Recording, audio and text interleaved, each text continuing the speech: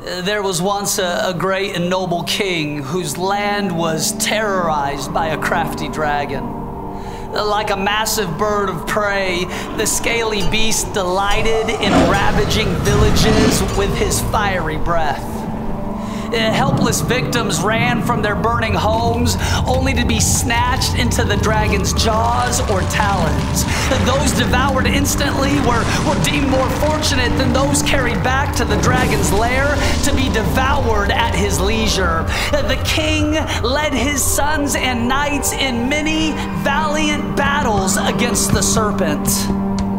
Riding alone in the forest one day, one of the king's sons heard his name begin to be purred low and soft. In the shadows of the ferns and the trees, curled amongst the boulders, lay the dragon. The creature's heavy-lidded eyes fastened on the prince, and the reptilian mouth stretched into a friendly smile. "Don't be alarmed," said the dragon, as gray wisps of smoke rose lazily from his nostrils. "I am not what your father thinks." "What are you then?" asked the prince, nervously drawing his sword as he pulled in the reins to keep his fearful horse from bolting. "I am pleasure," said the dragon. "Ride on my back and you will experience more than you have ever imagined. Come now, I have no harmful intentions. I seek a friend, someone to share flights with me. Have you never dreamed of flying, never longed to soar in the clouds?" The visions of soaring high above the forested hills drew the prince hesitantly from his horse. The dragon unfurled one great webbed wing to serve as a ramp to his rigid back.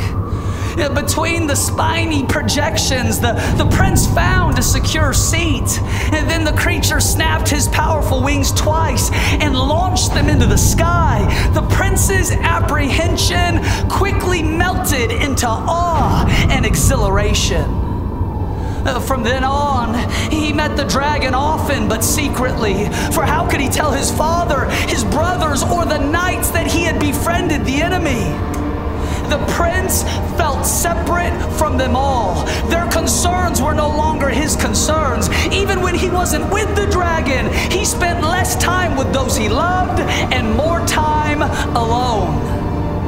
Over time, the skin on the prince's legs became calloused from gripping the rigid back of the dragon, and his hands grew rough and hardened. He began to wear gloves to hide the disfiguration. After many nights of riding, he soon discovered scales growing on the back of his hands as well. With dread, he realized his fate were he to continue, and so he resolved to return no more to the dragon. But after a short time, he again sought out the dragon, having been tortured with desire. And so it transpired many times over. No matter what his determination, the prince eventually found himself pulled back in, as if by the cords of an invisible web. Silently, patiently, the dragon always waited. One cold, moonless night, their excursion became a foray against a sleeping village.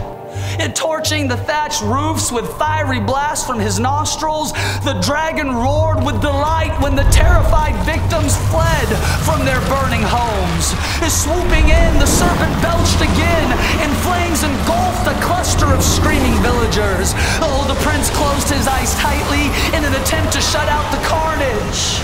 But in the pre-dawn hours, as the prince crept back from his dragon trysts, he discovered the road outside of his father's castle unusually busy.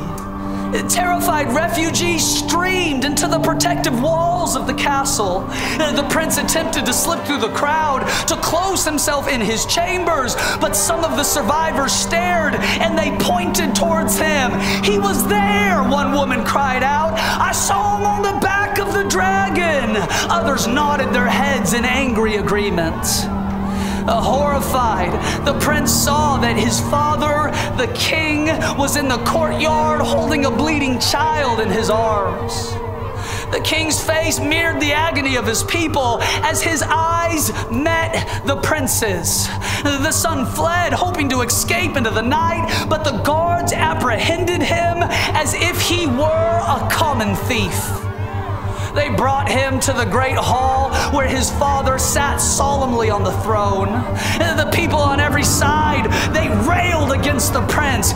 "Banish him," he heard one of his own brothers angrily cry out. "Burn him alive," other voices shouted.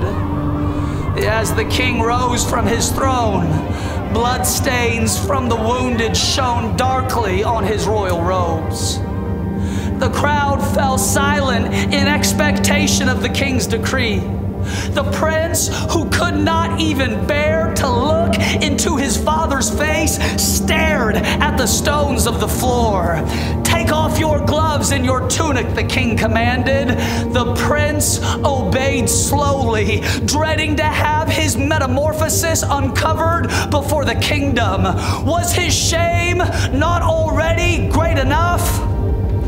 He had hoped for a quick death without further humiliation. Oh, sounds of revulsion rippled through the crowd at the sight of the prince's thick, scaled skin and the ridge growing along his spine. The king strode towards his son, and the prince prepared himself, fully expecting a backhanded blow, even though he had never been struck by his father before. But instead, his father embraced him and wept as he held him tightly. In shocked disbelief, the prince buried his face against his father's shoulders. "Do you wish to be freed from the dragon, my son?" The prince answered in despair, "I have wished it many times, but there is no hope for me." "Not alone," said the king. "You cannot win against the serpent alone." "Father," sobbed the prince, "I am no longer your son. I am half beast." But his father replied, "My blood runs in your veins. My nobility has been stamped deep within your soul." And with his face still hidden tearfully in his father's embrace, the prince heard the king instruct the crowd. "The dragon is crafty, and some have fallen victim to his wiles, and some to his violence. But there will be mercy for all who wish to be freed. Who else amongst you has ridden the dragon?" The prince lifted his head to see someone emerge from the crowd. To his shocked amazement, he recognized an older brother, one who had been lauded throughout the kingdom for his onslaughts against the dragon in battle and for his many good deeds. Others came, some weeping, others hanging their heads in shame, and the king embraced them all. "This is our most powerful weapon against the dragon," he announced. "Truth. No more hidden flights. Alone, we cannot resist him.